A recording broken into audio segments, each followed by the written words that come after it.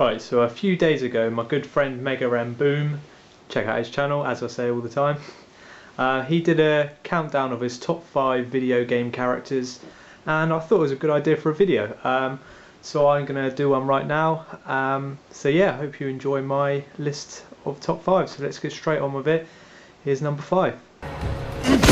Dog Eye's gonna kill you! Fuck Dog Eyes! Winston owns this area. You fuck with us, and you'll regret it. Okay, but please, make sure Dog Eyes doesn't kill me! So yeah, Wei Shen. Very kind of modern character, only came around a couple of months ago when Sleeping Dogs came out. As you saw with my thoughts on Sleeping Dogs, I really enjoyed it. And I did tell you about briefly how much I liked Wei Shen as a character. I thought he was really kind of... It's really hard to describe, but he's a really cool character and someone that you can really relate to.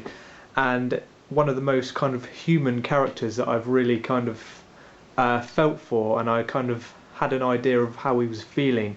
That's one of the most kind of human characters I've ever played as in a game. Obviously apart from something like Heavy Rain. But yeah, Wei Shen, I've really enjoyed playing as Wei Shen.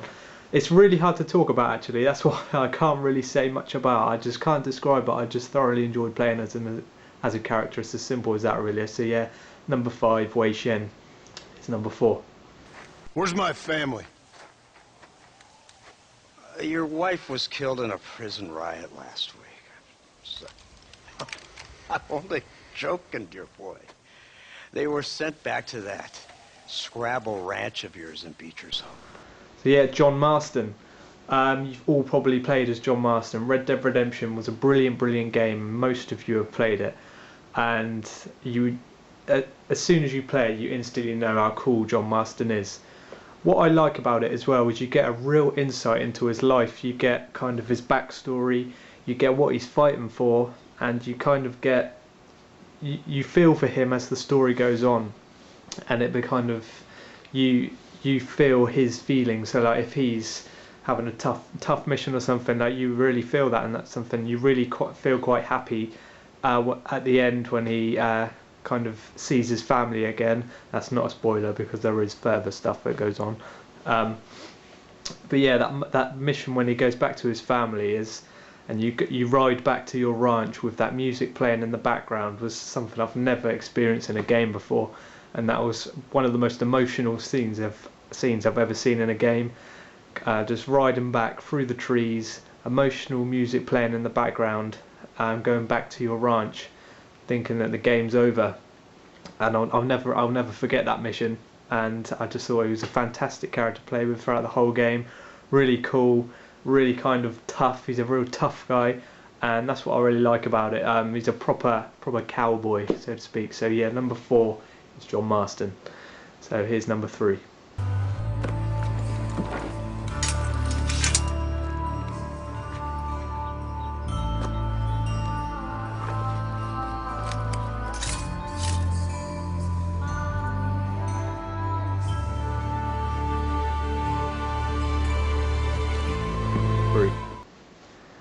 So yeah, Ezio Auditore. Brilliant character. As you all know, I love the Assassin's Creed series, and the reason Ezio's in this list is because we've seen every aspect of his life. We see in Assassin's Creed 2 the very moment he is born. We get that first button press where you have to kind of shake his arms about a newborn baby, and we instantly see him from birth. And then as Assassin's Creed 2 goes on, we see him through teenage life. We see how his life starts with his family struggles, and his family are killed at the beginning. And then we see him develop into a young man, into an assassin, into like a proper assassin, and then into like a master assassin. And then eventually, at the end of Revelations, we see his time come to an end, really old and grey. And I can't remember the name of it, but there's a short film that comes after Revelations where you eventually see his death as well. So, which I thought was quite sad. I think they should have put his death at the end of Revelations, but that's just me. But that's what I like about it. We saw every aspect of Ezio's life, and it kind of made it special. You don't really see that in a game. Like in Revelations, I was playing as a really old Ezio, and kind of missions where he was struggling, I was thinking back to the beginning of Assassin's Creed 2 when he was just a young boy, and little things like on that very one of the early missions in Assassin's Creed 2 as well, when he gets that rock chucked at his face and he gets that little scar on his lip. You play Assassin's Creed Revelations and you see him as an old man, that scar is still there as well. And that's what I really like, just little details as well. And I really enjoyed playing as Ezio. Really cool character. Everything he does was really smooth and silky kills, everything like that. It's just so cool to watch. And yeah, Ezio Auditore is my number 3. So yeah, here comes my number 2. Discovering the secret of my past will be nearly impossible. I'll take those odds.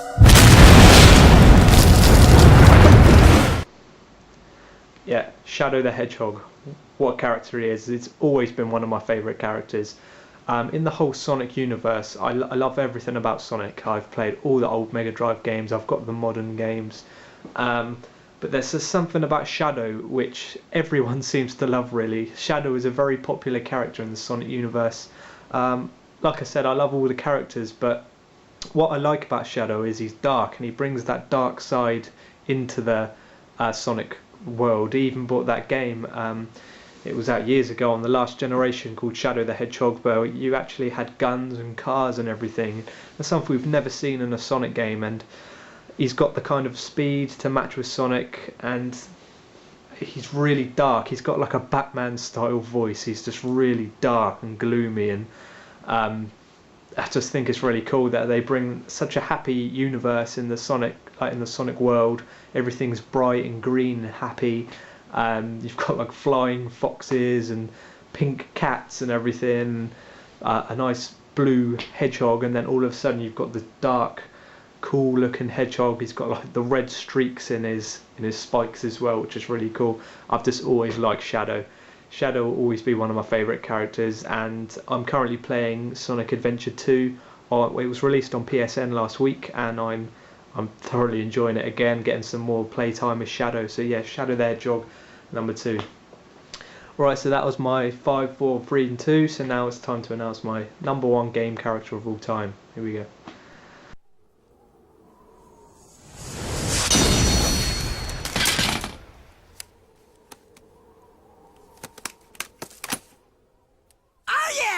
The boys are back in town! Let's go topside and see what kind of trouble we can get into.